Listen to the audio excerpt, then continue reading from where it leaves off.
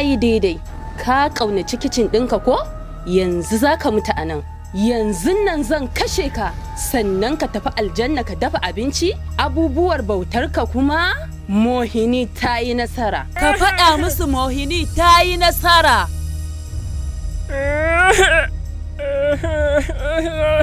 Sunana Aisha Aliyu. Ni ce nake muryar Mohini a cikin shirinmu Hasken Soyayya, wanda zai fara zuwar muku ranar 20 ga watan biyu shekara ta 2025 a tashar Algaita TV, wadda take kan satellite Amos 17, frequency 1232. Da misalin karfe 9 na dare, da kuma YouTube channel ɗinmu Algaita TV da misalin karfe 8:30 na dare. Algaita TV, nishaɗin al'umma a cikin aminci.